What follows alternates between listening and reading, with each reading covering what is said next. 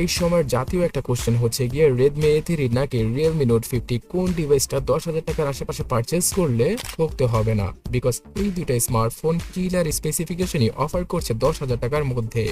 Redmi A3 এর পেছনের ডিজাইনটা অনেকটাই তাদের ফ্ল্যাগশিপ ক্যাটাগরির স্মার্টফোনের মতো, অন্যদিকে Realme Note 50 ফোনটার পেছনের ডিজাইন আইফোন থেকে ইন্সপায়ার, এবং এই দুইটা ফোনই বাংলাদেশে অ্যাসেম্বল করা হয়েছে, মানে বাংলাদেশে উৎপাদন করা হয়েছে।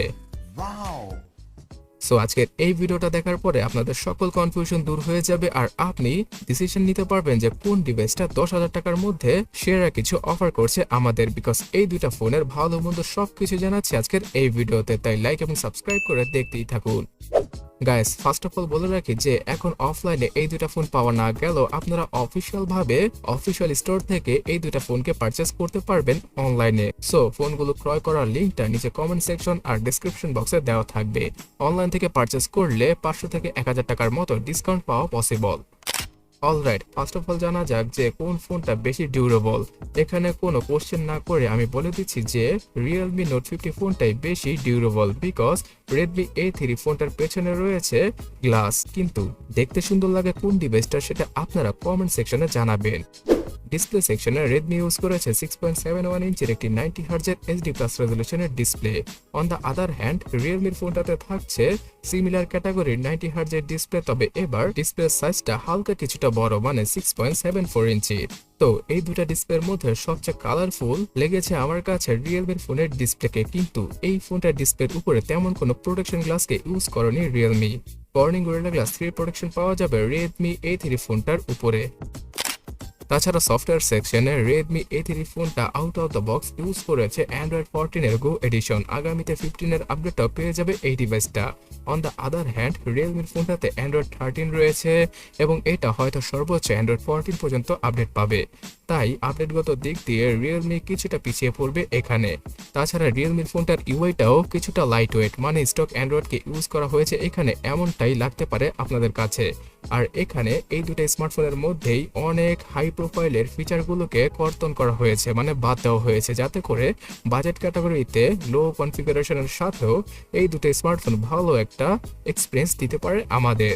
সো সফটওয়্যার সেকশনে দুইটাকে ইকুয়াল রাখবো আমি, কিন্তু আপডেটগত দিক দিয়ে Redmi কিছুটা হলেও এগিয়ে থাকবে।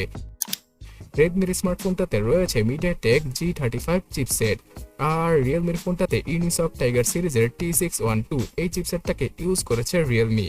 সো এই দুটা চিপসেট সম্পর্কে আমি একদম পেঁচিয়ে গুছিয়ে কিছুই বলছি না, দুটো স্মার্টফোন থেকে আপনারা অনেকটাই সিমিলার টাইপের পারফরমেন্স পেয়ে যাবেন, তবে গেমিং এর ক্ষেত্রে হালকা কিছুটা হলেও Realme ফোনটা এগিয়ে থাকবে।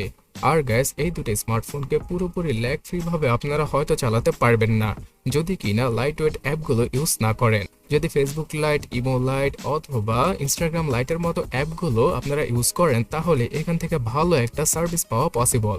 তবে এখানে যদি মেইন বড় বড় অ্যাপগুলোকে ইউজ করা হয় তাহলে ফোনগুলো কিছুটা স্লো হয়ে যাবে আর ল্যাগ এবং হ্যাঙ্গার দেখা পাওয়া যেতে পারে। 4GB র্যামের সাথে আসে এই দুটো স্মার্টফোন, সাথে পাওয়া যাবে 128GB ইন্টারনাল মেমোরি, তাও আবার eMMC 5.1 এর। সো এখানেও বেসিক কিছু স্পেসিফিকেশন রয়েছে। দুইটা স্মার্টফোনের মধ্যে আরো 4GB র্যামকে এক্সট্রা যুক্ত করে মনে মনে 8GB র্যামের ফিলিংটা পাওয়া পসিবল, সেটা এই বাজেট ক্যাটাগরির স্মার্টফোনে তেমন কোনো কাজেই আসবে না। বলেন কি? ডেডিকেটেড সিম স্লটের মাধ্যমে দুইটা স্মার্টফোনে দুইটা 4G সিম এবং একটা SD কার্ডকে 512GB পর্যন্ত ইউজ করা পসিবল। কিন্তু গাইস, ক্যামেরা সেকশনে খেলাটা পাল্টে গিয়েছে। Realme ফোনের পেছনে রয়েছে 13 মেগাপিক্সেলের কিছুটা হাই রেজলিউশনের f2.2 অ্যাপারচারের একটা ক্যামেরা সেন্সর, আর অন্যদিকে Redmi ফোনটা অফার করছে 8 মেগাপিক্সেলের রিয়ার ক্যামেরা। সো এখানেই শার্পনেসের দিক দিয়ে ছবি তোলার পরে Realme ফোনের ফোনগুলো সবচেয়ে বেশি ভালো লাগছিল। এছাড়া গাইস, 0.08 মেগাপিক্সেলের দ্বিতীয় ক্যামেরাটা কোনো কাজেই আসবে না, শুধুমাত্র ফোনের ক্যামেরার সংখ্যা বাড়ানোর জন্যই Redmi এবং Realme এই সেন্সরটাকে ইউজ করেছে। 5 মেগাপিক্সেলের সেলফির সাহায্যে দুইটা ফোন থেকেই তেমন আহামরি কোনো ছবি তোলা পসিবল হচ্ছিল না, তাই ছবি তোলার পরে যদি এডিট করতে পারেন তাহলেই এই দুটো স্মার্টফোন দ্বারা ছবি তুলে আপনারা শান্তি পাবেন। এক কথায় বলতে গেলে Realme এখানে কিছুটা এগিয়ে রয়েছে ক্যামেরা সেকশনে। ফোনের দরজা খোলার জন্য দুটো স্মার্টফোনে ইউজ করা হয়েছে সাইড মাউন্টেড ফিঙ্গারপ্রিন্ট স্ক্যানার, যেটা কিনা পাওয়ার বাটনের সাথে অ্যাডজাস্ট করা।